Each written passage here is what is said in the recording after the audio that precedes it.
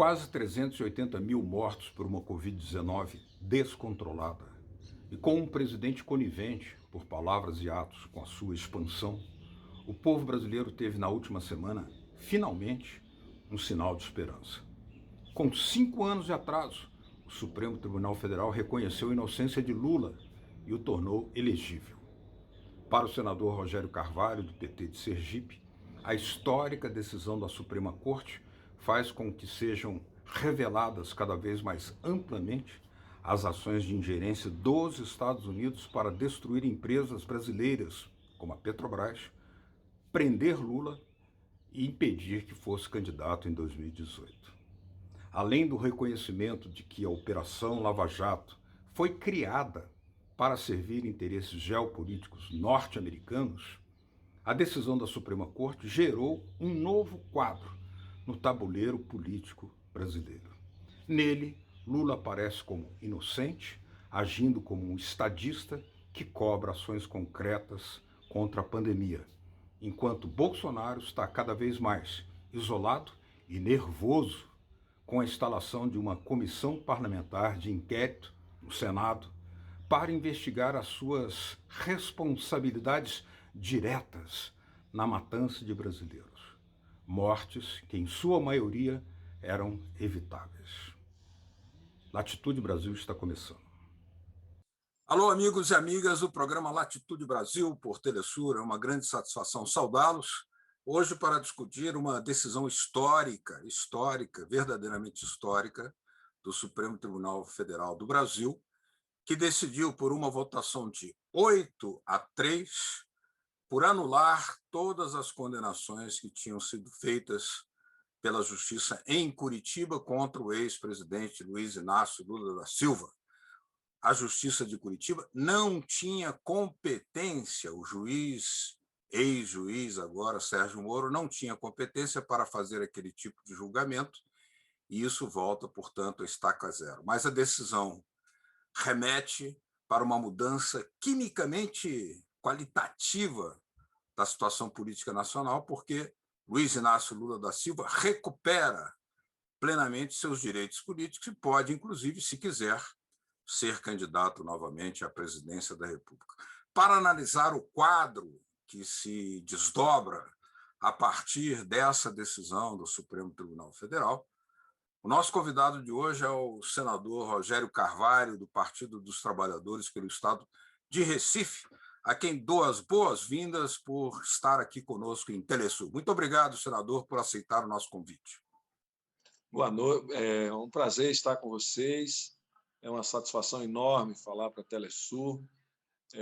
Hoje, de fato, é um dia histórico para todos nós brasileiros, um dia histórico para todos aqueles que defendem a igualdade, que defendem a justiça e um Estado mais presente na vida dos seus cidadãos. O STF definiu que o presidente Lula não poderia ser julgado pela vara, 13ª Vara lá de Curitiba, cujo titular era o ex-juiz Sérgio Moro. Isso devolve ao presidente todos os seus direitos políticos e muda a cena política no Brasil. Numa pesquisa recente divulgada, só pelo fato de já ter decisões anteriores que apontavam e que hoje consolida a anulação dos julgamentos que o presidente Lula injustamente teve a sua condenação, a prisão, o exílio, na verdade, numa cela da Polícia Federal em Curitiba. Ele foi exilado para não participar do pleito de 2018. Aqui, hoje, ele já é líder nas pesquisas de opinião pública para a presidência da República. Isso reflete a importância dele como um grande líder político, como uma grande esperança para o povo brasileiro, e não só para o Brasil, para toda a esquerda, centro-esquerda, para toda a América Latina que olha para o Brasil e vê em Lula uma grande liderança humanista, uma liderança que soube aproximar os países da América do Sul, criar uma unidade maior entre os países da América do Sul, que teve um papel na geopolítica universal do mundo muito relevante e colocando e dando voz aos países mais pobres, dando voz à África, dando voz ao Oriente Médio, dando voz à América Latina, criando um bloco econômico, primeiro forçando a criação do G20, depois criando os BRICS, que é um bloco econômico extremamente poderoso do ponto de vista de mercado, do ponto de vista tecnológico, do ponto de vista de reservas naturais. Ele soube, como ninguém, olhar para dentro do Brasil, colocar o povo dentro do orçamento do governo, ou seja, governar para todos de fato, e, ao mesmo tempo, ter a capacidade de ser um líder global, um líder que movimentou o mundo inteiro. Portanto, é uma festa para nós termos de volta a plenitude de direitos do nosso grande líder. Eu comparo o Lula ao Mandela, ao Gandhi. Sobre isso, eu gostaria até de já avançar uma pequena pergunta, porque, primeiro, eu gostaria que o senhor refletisse conosco, nossa audiência, sobre o fato de que esse Supremo Tribunal Federal, desde 2016, quando do golpe contra Dilma Rousseff, estava sob coação.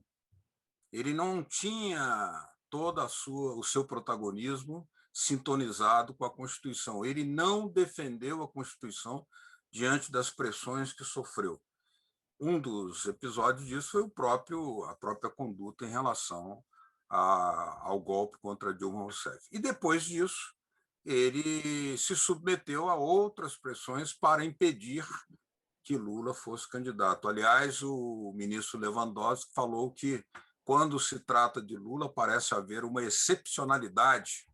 O tribunal julga diferente. O que o senhor pode nos dizer acerca disso?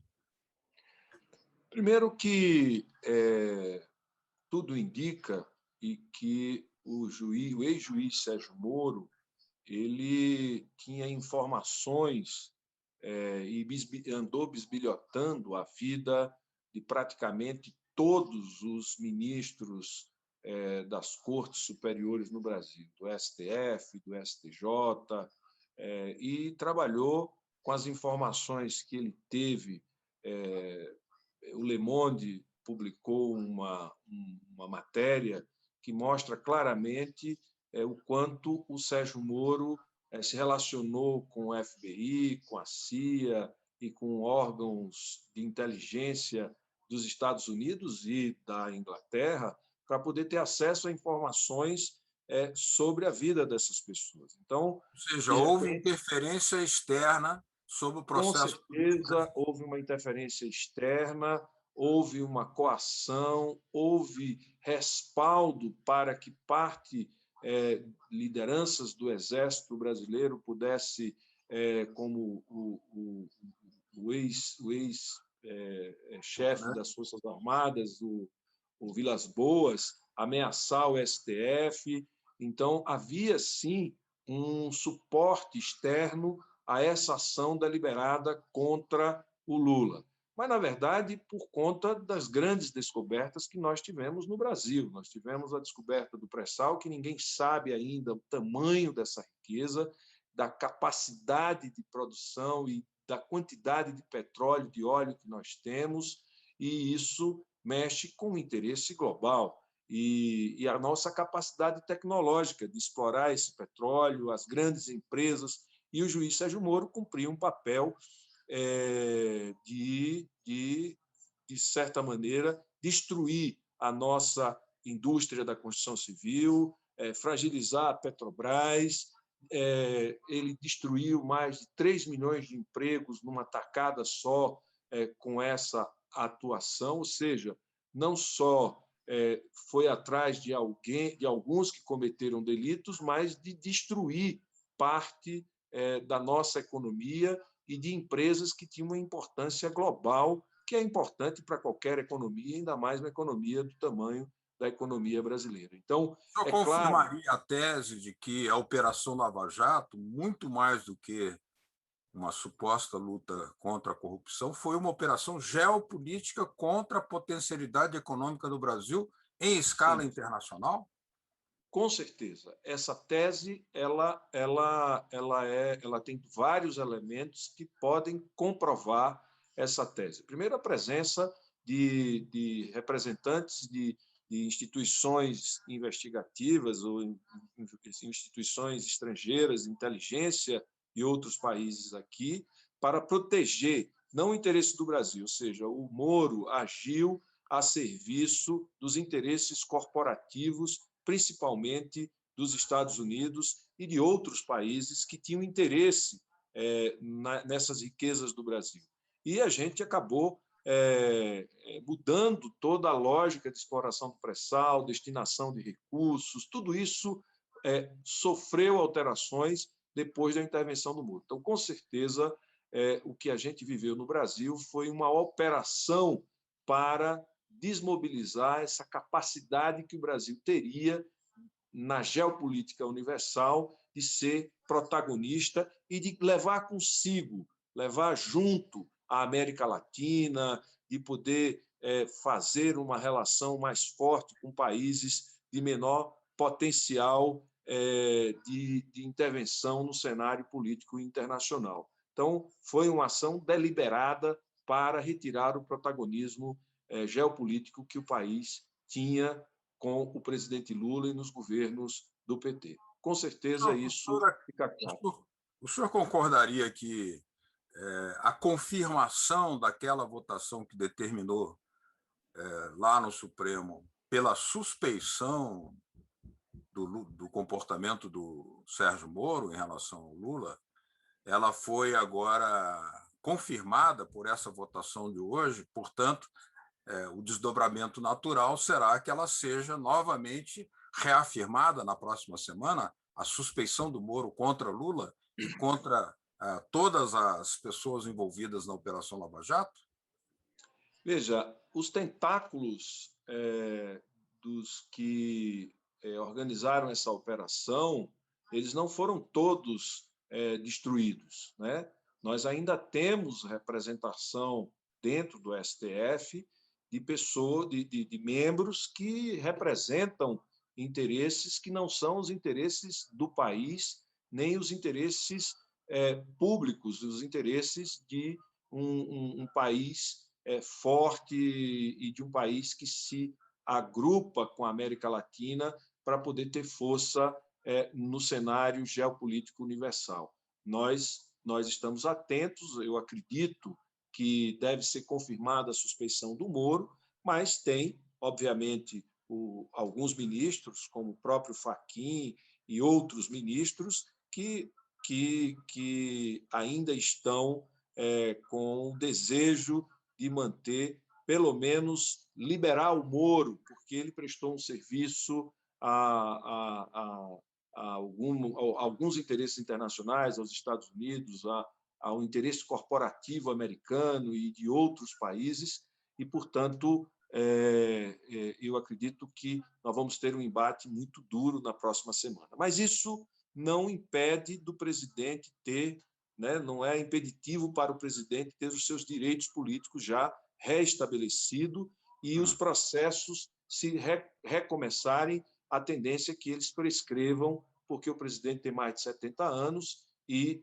é uma forma da gente conseguir garantir que o presidente esteja pleno de direito no pleito de 2022 e ter uma opção, não que ele seja hoje candidato, mas uma opção para o povo brasileiro poder retomar o rumo da história de inclusão, o rumo da história de transformação do Brasil numa grande potência econômica, política e solidária, porque nos governos do PT, além de tudo, tinha um componente de solidariedade com os países africanos, com os países da América do Sul, havia uma busca de integração no hemisfério sul, que é onde se encontram os países mais pobres, que o Lula cumpriu um papel determinante e isso incomodou de forma decisiva os interesses corporativos dos Estados Unidos e os interesses geopolíticos dos Estados Unidos. Senador Rogério Carvalho, nós vamos fazer aqui uma pequena pausa. No próximo bloco, vamos analisar ali também o discurso do presidente Fux, do Supremo, que, no seu voto final, disse assim: a Operação Lava Jato não está terminada. Já já a gente volta com Latitude Brasil. Já, já.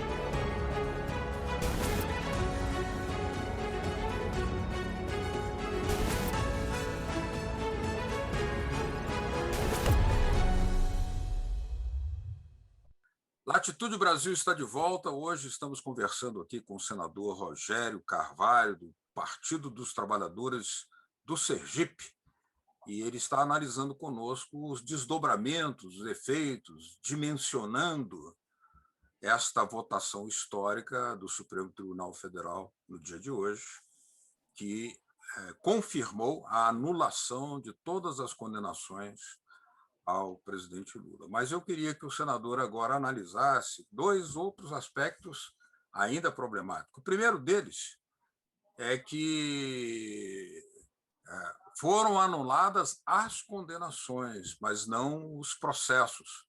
Eles deverão ser transferidos para outra comarca, outra vara, seja na província de São Paulo, estado de São Paulo, ou aqui para Brasília. Ou seja, anulação das condenações, mas então os processos poderão ser retomados, poder-se-á retomar novamente aquele espetáculo midiático grosseiro que se fez contra Lula em 2018. O senhor teme essa possibilidade, senador? Bom, eles vão tentar, de todas as formas, tentar caracterizar o Lula como culpado, independente do Lula ser condenado ou não. É uma necessidade deste segmento fazê-lo macular a imagem da liderança que é o presidente Lula. Agora, existe um arquivo que foi adquirido via um hacker aqui numa cidade do interior de São Paulo, chamado uma cidade de Araraquara, que tem um arsenal enorme de informações que mostram o modo como essa operação transcorreu, ou seja, um conluio entre o juiz, promotores, setores da grande mídia brasileira, com a conivência de desembargadores, ministros de tribunais superiores, com a conivência, inclusive, de alguns ministros do STF. Então, eu creio que tem muita munição do lado do Lula para fazer esse enfrentamento. Eu creio que na próxima semana deve ser confirmada pela quantidade de elementos e de elementos comprobatórios da parcialidade do ex-juiz Sérgio Moro e pelo histórico dele. Ele deixou de ser juiz, foi ser ministro do presidente que ele ajudou a eleger e depois virou empresário para trabalhar na recuperação de uma das empresas que ele julgou. Imagine o tamanho do absurdo e da falta de limites éticos desse ex-juiz. Portanto, todos esses elementos e os elementos que estão sob controle do STF na operação spoofing, que é uma operação que tem acesso que é uma operação contra as notícias falsas, as fake news, e que tem acesso a todos esses dados. Então, eu tenho a impressão que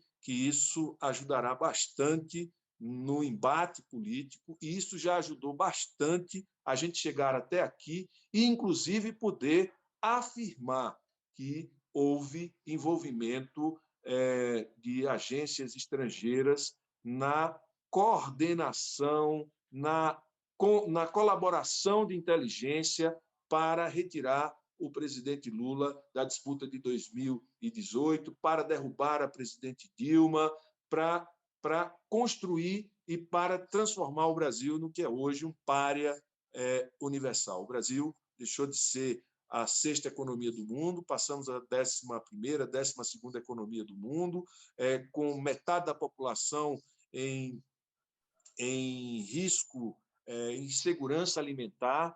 Veja, ou seja, metade da população brasileira hoje vive em insegurança alimentar por conta de uma operação e por conta da atuação. Agora, com relação àquela frase no final do voto do presidente do Supremo, o ministro Fux, quando ele fez questão de alertar que fique claro que a Operação Lava Jato não está terminada. O que isso significa? É uma senha? É uma senha para dizer que eles estão trabalhando para tentar, primeiro, garantir que o Moro não seja suspeito, seja considerado suspeito. Eles vão trabalhar essa possibilidade. É uma senha para os meios de comunicação que deram suporte a esses ministros que fizeram um espetáculo de linchamento do Partido dos Trabalhadores, mas eu não sei se ele terá força suficiente contra os fatos que mostram o quanto foi corrupta e essa Operação Lava Jato, que, em nome do combate da corrupção, foi o maior espetáculo de corrupção que um sistema judiciário do mundo inteiro já viu, né? E também eles vão ter que enfrentar a opinião pública internacional, porque o The New York Times já de certa forma, já apresentou os elementos que mostram essa farsa do sistema jurídico brasileiro. O Le Monde fez uma matéria explicando todos os passos dessa farsa. Então, o ministro Luiz Fux e o Fachin e o Barroso, eles, de certa forma, eles estão comprometidos com esse conluio que gerou a condenação do presidente Lula de forma indevida, de forma ilegal, né? Vamos ter que manter a vigília contra essa atuação, que é uma atuação fora da lei, que levou o presidente Lula à prisão e que tem norteado a atuação muito militante de parte do judiciário, que deve ser condenado. Como é que o senhor analisa esse comportamento super nervoso do presidente Bolsonaro? Parece um homem à beira de um ataque de nervos.